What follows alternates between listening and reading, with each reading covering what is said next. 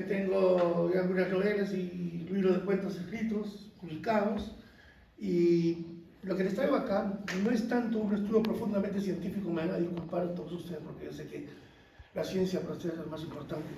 Yo les traigo un documento que yo quisiera que en algún futuro, y si la organización de este evento lo permite, sea dado a conocer, porque es un clamor para la preservación de algo muy importante personalmente y culturalmente. Culturalmente porque forma parte de las reservas que tenemos culturales en el Perú. Soy peruano y se ha visto y se sigue viendo y se seguirá viendo afectados estos patrimonios culturales antiquísimos por el simple hecho de que la modernidad ha llegado como un neocolonialismo y ha venido a destruir todo lo poco que nos queda como vestigios culturales incaicos y preincaicos en la Lima virreinal. ¿Quién no conoce la Lima virreinal? Todo el mundo habla de ella, todo el mundo habla de Lima, y cuando uno dice Lima jamás se va a imaginar a la Lima de Taurichusco, su último gobernador inca, que también la tenía igual de bella, gracias a los antiguos Wari, que habían hecho ese desastre que era Lima. Desastre digo porque no crecía ni una papa ni una flor, no crecía absolutamente nada, era un desierto gigante, ¿no? Y vinieron los Wari y hicieron una cantidad increíble de canaletas y ríos, descriteriaron ríos, que hicieron que Lima sea lo verde que hoy existe. Es decir, hace 2000 años era un desierto. Hoy en día tenemos este verdor tan hermoso que los españoles, sobre todo Francisco Pizarro en 1535, cuando llega dicen, oh, qué hermoso lugar, yo me quedo acá. Lo que no pensó es que había una pequeña resistencia que lo quería sacar de ahí porque no era tan fácil quedarse con la nueva del Inca. Y Taurichusco luchó hasta el final porque no le quiten Lima, pero Lima fue al final conquistada y es lo que conocemos hoy en día, ¿no? La Lima virreinal, esa Lima con esa arquitectura preciosa, esos campanarios, esas iglesias antiquísimas, catacumbas y el resto de cosas que ahora lo vislumbra, que es casi parecido a esta hermosa ciudad. Pero, como les digo, teníamos una cultura y teníamos algo también de que enorgullecernos, que hoy en día prácticamente está completamente destruido. Cuando a mí me pusieron mis profesores a hacer mi tesis doctoral, disculpen un momento, un poco también quiero decirles, estoy bajo medicación y esto hace que tenga algunas lagunas, y si no mares o atlánticos gigantescos, por favor, un poquito de paciencia, les ruego a todos. Cuando mis profesores me contactaron, me dijeron, Rafael, tú escribes y nosotros nos gusta mucho porque presentas tu libro con nosotros y haces mención a la Universidad de Cauca, tus últimos libros, has hecho una mención muy importante que nos ha traído a cierta cantidad de gente de tu país, sobre todo, que dice, qué interesante, mira, hay una que está escribiendo, lo están apoyando, la Universidad de Montreal los apoya. En el Perú es muy difícil escribir, hay que tener dinero para escribir. Yo he publicado desde aquí, porque yo vivo, perdón, desde aquí, desde Montreal, Canadá, de donde vivo, he publicado desde ahí, gracias justamente a los aportes de la universidad que me ha subvencionado algunos de mis libros, y gracias a ese gran hombre que es José Vicente Cataraín Vélez, el dueño y el legendario editor de Abeja Negra, el editor del Boom, le llaman a él, que lo conocí, justamente le envié una novela y al año me escribe, me dice, ¿sabes qué? Me gusta lo que has escrito, te lo voy a hacer. Y a partir de ahí fue que me hicieron caso en las editoriales, y cuando me dicen los profesores, vamos a hacer contigo algo muy especial, vamos a hacer que tu tesis sea llevada a la investigación-creación. Yo pregunté inmediatamente, ¿qué es lo que es eso? O sea, ¿cómo incide en los estudios hispánicos? Y me dice, mira, tú tienes el don, bueno, al menos ya tienes para escribir, puedes escribir, ¿no? Pero a partir de lo que tú puedas escribir, vamos a dejar esa parte creativa, pero vas a hacer una investigación acerca de lo que has escrito. ¿Qué es lo que te fascina en este momento? ¿Qué es lo que quieres escribir? Y yo estaba ya, en mi cabeza tenía esta novela que yo le he denominado Supay Caja, que en quechua significa la piedra del diablo. Y voy a pasar a contar muy brevemente, porque en realidad esto no es tanto, repito, una cuestión científica, es más una cuestión humana lo que vengo a presentar. Supay Caja nace un día en que yo estoy con mi abuela, parte de padre, una india bella de ojos de cervatillo y pelo y color capulí, me lleva de la mano por los Barrios Altos. Yo soy de los Barrios Altos. Si alguien de ustedes conoce acá Lima, conocerá que los Barrios Altos está muy pegado, muy pegado al tablero de Pizarro. El tablero de Pizarro es esa zona que se le denomina así porque cuando llega Pizarro y dice, me gusta Lima, entonces este para mí, este para Ramos, este para Jiménez, y él hace un tablero regalando las tierras del Inca. Entonces, ese tablero de Pizarro llega más o menos hasta lo que vendría a ser, o lo que era antiguamente, un canal muy grande que hicieron los Wari, se llamaba el canal de Huatica, el canal de Huatica. En el canal de Huatica, en la esquina del canal de Huatica, existe una piedra hasta el día de hoy, y es la que me inspira en esta historia. Es una piedra de ese tamaño más o menos, de 1 metro, negra, no diría que es Onix, pues si no se lo estoy robado también. Es un barrio un poco peligroso, dicen. Yo no lo creo así, yo he sido jugado ahí. Entonces la piedra de ese tamaño tiene un hueco en el centro. Y cuando uno pregunta, ¿y ese hueco? Inmediatamente vienen las historias, pero esta tiene que ser hispana, tiene que ser religiosa, tiene que ser católica. Lo que pasa es que, por allá al fondo, ¿ves esa iglesia de acá a la izquierda? Sí, esa es la iglesia de la Virgen del Carmen. Qué bonita la Virgen del Carmen, sí. Y resulta que sacan en procesión con la Virgen del Carmen por acá. Y no se dan cuenta que al mismo tiempo, ves, al fondo, sí, esa es la iglesia de las Nazarenas. Y pasaba por acá también Cristo, el Cristo de las Nazarenas. Entonces se va a encontrar madre e hijo. Y el diablo estaba caminando por ahí. O sea, cuando el diablo ve, para la izquierda el diablo es la Virgen del Carmen, me voy a quemar. Voy por el otro lado, diablos, el Señor de los Milagros, me va a destruir. Y la piedra, que no tenía hueco, él agarra y se mete por el medio de la piedra y hace el orado. La piedra orada entonces tiene para nosotros un comienzo católico religioso. Dentro de esa mística está. Cuando yo, un día que estaba con mi abuela paseando por el lugar, me lleva de la mano, toca la piedra y la escucho que rezaba la viejita. Pero rezaba en quechua. Eso era lo raro. Yo nunca había escuchado rezar en quechua. Sé que se reza en quechua, pero no lo había escuchado, y mucho menos a mi abuela. Entonces tocaba así, mamita, ¿qué pasa? Le digo, no me dice que esta piedra es muy importante para todos nosotros los peruanos. Pero le digo, ¿por qué? Le digo, ya mismo ha dicho mi mamita de que por ahí ha pasado el diablo. Sí, por aquí pasó el diablo. Pero eso me interesa, hijo, me dice. Tiene más historia. Se me quedó en la cabeza esto. Tiene más historia. Fui al Instituto Arqueológico joven, estoy hablando yo con Rafael, ahora soy un señor muy viejo, en la época era un Rafael más grandecito, que me interesó en todas estas cosas, muy curioso. Voy al Instituto Arqueológico, me entrevisto con el profesor Rodón, y el profesor Rodón, arqueólogo, me explica, sí, eso está desde la época, es pre-inca. Esto se le conoce como el oráculo de Huatica. El oráculo de Huatica. Ok, le digo, profesor. Entonces, eso de que pasó el diablo, estamos en Perú, me dicen todos son cristianos católicos, así que tienen que creer. ¿Y quién te dijo eso? Bueno, mucha gente, y mi abuela lo cree. Pero ¿quién te dijo que esto era inca? No me lo dijo mi abuela, pero me lo hizo suponer. Pues sí, me dice, piensa en las cebollas, que tienen varias capas. ¿Ya? Nosotros hemos tenido una capa con una religión muy importante, con una aglutinación social y cultural muy bonita, y que vinieron los españoles simplemente lo tiraron encima todo. Y luego los mismos españoles, para que los indios lo entiendan, lo sincretizaron. Y por ahí sale una virgen con poncho, con polleras, india y cosas así. Guadalupe es una prueba perfecta de ello.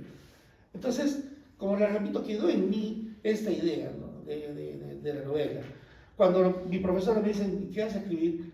Como parte creativa de tu tesis doctoral, y la parte creativa le dije, quiero escribir sobre esto. ¿Por qué?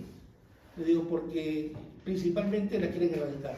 Ha tenido más o menos unos 6 o 7 intentos conocidos, ya como le digo, documentados, de quererla extirpar, desde la época de los reyes hasta nuestras épocas. Y en estas épocas está peor todavía. ¿Por qué? Porque Barrios Altos, la situación geográfica de Barrios Altos, está muy cercana a lo que es el centro histórico. Y en el centro histórico hay mucha gente que viene, muchísimo turista. Entonces, ¿qué hacen estas personas que han comprado casi todos los edificios antiguos de Barrios Altos? Estamos hablando de edificios del siglo XIX, inclusive del siglo XVIII. Hay muchos edificios del siglo XVIII por ahí. La Quinta Jerez podría ser una de ellas, comienza a principios del siglo XIX, final del siglo XVIII. Esa gente compra, pero no lo compra para preservarlo, compra para destruirlo y hacer unos edificios, cajones gigantes donde guardan mercadería que intentan vender en el centro de Lima. A esa bestialidad, disculpen la palabra, a esa bestialidad se ha llegado en el Perú. Y eso es apoyado por una prensa voraz, por una prensa que cree más en el desarrollo urbano, porque para eso es un desarrollo urbanístico y un desarrollo de capital, antes que preservar un edificio viejo que se cae al suelo. Hace 5 años yo tuve el dolor de presenciar la caída del Buque. El Buque era un edificio hermoso de 5 plantas, de las antiguas, de esa planta, cada una de ellas tendría 3,20 metros más o menos. Parecía un edificio de 20 pisos, pero en realidad tenía 5. Y la forma del edificio era la forma de un buque. Este edificio se cayó al suelo, lo tumbaron para hacer justamente uno de estos edificios de depósitos. Entonces, una piedra de la que tanta gente se ha hablado, a mí me han dicho muchas veces, oye, si tienes algo que pedir, pídele la piedra. ¿Pero cómo? Ahí viene el secretismo, nada, mete la mano por el hueco, hace el puño, reza y pide. ¿Pero qué rezo? No sé, pues una Ave María, me está hablando cuando yo estaba en secundaria, una Ave María, un Padre Nuestro, pero pídelo con todas tus fuerzas y se te va a cumplir. Yo recuerdo que había una niña preciosa en mi barrio, que yo me moría por ella, moría por favor, Dios mío, cómo la buscaba, por favor, la cantaba, aprendí a tocar guitarra para ella, pero nunca me hacía caso. Hasta que un día, le juro, ¿cómo es la fuerza de estas cosas, no? Yo me metí la mano y lo rodeé y dije, Señor mío, por favor, que me miro, que sea que me mire. Sí me miró, pero solamente eso me miró, con unos tremendos ojos gigantescos, con caramelo. Recuerdo muy bien eso. Entonces, los profesores, en la conversación que hacen acerca de mi tesis doctoral, me explican un poco también. ¿Sabes qué? Yo les digo, profesor, ¿qué es esto de investigación-creación? No entiendo bien. Bueno, comprendo lo que es, más o menos tengo una intuición, pero ¿de qué sirve? ¿Cómo se hace? ¿Para qué es? ¿Qué nos ayuda? Entonces me dicen los profesores, mira, una de las maneras que se puede captar gente también para nuestra alicaída población estudiantil es justamente, sobre todo lo que es estudios hispánicos y sobre todo lo que es literatura hispanoamericana. Voy a lo más específico, que es la literatura hispanoamericana. Hay mucha gente que ha leído la literatura hispanoamericana, muchos como tú, porque yo la conté en historia, y que se han fascinado completamente con lo que es la literatura, a partir de nuestros creadores, de nuestros escritores. La primera vez que leí yo 100 años de soledad, me quedé estupefacto, porque no pensé que alguien podía tener tanta imaginación de darnos tantas cosas tan hermosas y tan simples, como el descubrimiento de Aurelio II, de Aureliano, y ver la piedra, y después le cobran 5 centavos por tocarla, el hielo. El hielo, ¿no? El descubrimiento del hielo, qué cosa tan portentosa y al mismo tiempo qué cosa tan simple de explicarlo en García Márquez, lo que es el primer contacto de un ser humano con el hielo, cuando no se conocía lo que era eso. Entonces los profesores me dicen, mira, se trata un poco de captar gente como tú que tiene esa ilusión de escribir, ¿no? Y que puedan seguir cursos, porque justamente tú has tenido la oportunidad de hacer una tesis de doctorado con una parte de una creación personal. Más o menos eso es lo que me dijeron. No me quisieron enredar más de lo que ya estaba y me lo dieron. Entonces, en ese momento me dije, mi tesis doctoral tiene que caminarse a dos propósitos principalmente, ¿no? Hacer conocer la verdadera historia de esta piedra y impedir por ningún motivo de que sea erradicada, que sea extraída de su entorno, de lo que es en este momento. Entonces, como yo lo que les he traído acá a lectura, y se lo digo así, a lectura, es tal vez una parte que vendría a ser la parte científica que necesito para desarrollar mi tesis. Y luego de ello es la parte en donde le voy a explicar un poco acerca de la novela y cómo va, si es que me da el tiempo. Bien, entonces mi tesis doctoral yo le he denominado Huacas Vivas, porque ese oráculo es una huaca y está viva. ¿Por qué está viva? Porque hay muchos peruanos que nosotros todavía creemos Yo, también por candor, creo que en verdad esta huaca hace bien, tiene una energía positiva. Los antiguos indígenas la adoraban, porque como huaca para ellos representaba algo que era una conexión entre dos mundos, entre el inframundo y el mundo del sol, el mundo que vivimos nosotros. Voy a leer lo que más o menos por donde va el estudio que estoy haciendo. Dice acá, primero había pensado hablarles un poco de la crisis en el estudio de las humanidades, de lo que es la Universidad de Montreal, ¿no? Específicamente. En el contexto contemporáneo, escribo, las humanidades atraviesan una crisis que no es únicamente presupuestaria ni institucional, lo sabemos muy bien, sino epistemológica y hasta simbólica. Se cuestiona su utilidad en tiempos dominados por la tecnología, por la lógica de la rentabilidad inmediata y por un modelo de universidad orientado hacia la productividad cuantificable. Las disciplinas humanísticas parecen situadas en un espacio defensivo, obligadas a justificar su existencia bajo criterios que les son ajenos. Se les interpela con la pregunta utilitarista: ¿para qué sirven? Y sin embargo, quizá lo más urgente no sea cómo defenderlas, sino cómo transformarlas sin traicionar su vocación crítica. La interrogante sobre cuál es el papel de las humanidades hoy también implica preguntarse qué tipo de conocimiento producen y cuál es su valor. Nuevamente, en un escenario universitario cada vez más orientado hacia la productividad cuantificable y la rentabilidad inmediata, los saberes humanísticos son combinados a justificar su utilidad bajo parámetros externos a su lógica. Sin embargo, esta crisis no es solo, como ya lo repito, también institucional, sino también ontológica.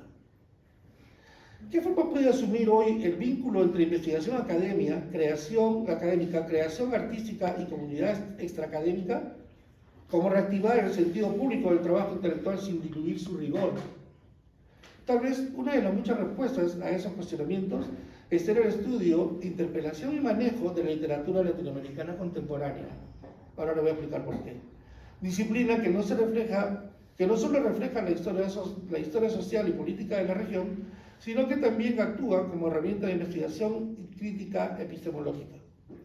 En este marco, la novela se convierte en un espacio donde se despliegan problemáticas históricas, culturales y sociales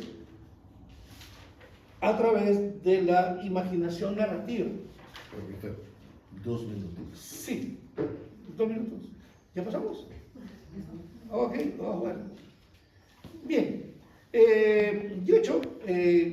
como les repito, estoy en la confección de una novela que pretendo publicar en finales de 2027. Esta novela yo la estoy utilizando también al mismo tiempo para la parte creativa de mi tesis, ¿no? Y al mismo tiempo para la tesis yo he escogido 2 novelas contemporáneas, una es de José María Arguedas, Los ríos profundos, que habla sobre el indigenismo, más que nada para explicarnos por qué Huacas Vivas, por qué le he puesto yo Huacas Vivas a mi tesis. Y el segundo es un libro moderno del 2018 de Rafael Dumet, que se llama El espía del Inca. Entonces, lo primero que vamos a hacer el diálogo, tratar de hacer el diálogo entre las novelas y la teoría. La dirección de la teoría de la colonialidad, del poder, con la narrativa, permite observar patrones comunes en la literatura latinoamericana. Tanto Supaycaca, mi novela, como Los ríos profundos y El espía del Inca, opera como sitio de resistencia simbólica y epistémica, confrontando el legado colonial en múltiples niveles, social, económico, cultural.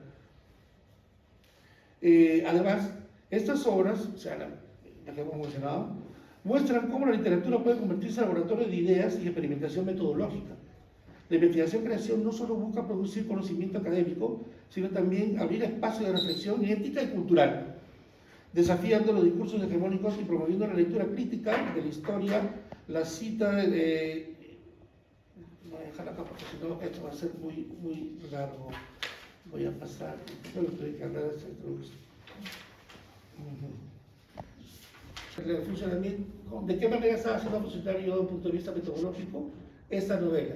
Y lo que más le importa a mí es decirle a usted por qué es que la inspiración de la novela para mí es el punto más importante, inclusive que la novela misma que estoy escribiendo.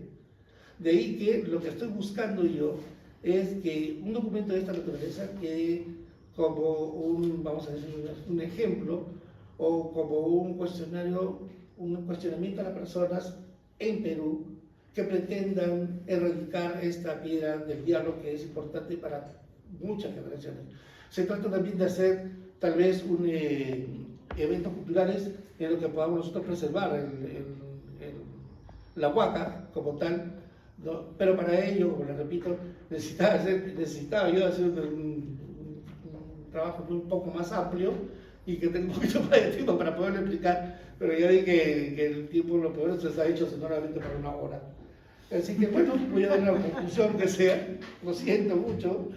El análisis de Supay Caja, que es mi novela, Los ríos profundos y el estilo del Inca, desde la perspectiva de la investigación-creación, demuestra que la literatura puede constituir un espacio legítimo de producción de conocimiento crítico, situado y alternativo.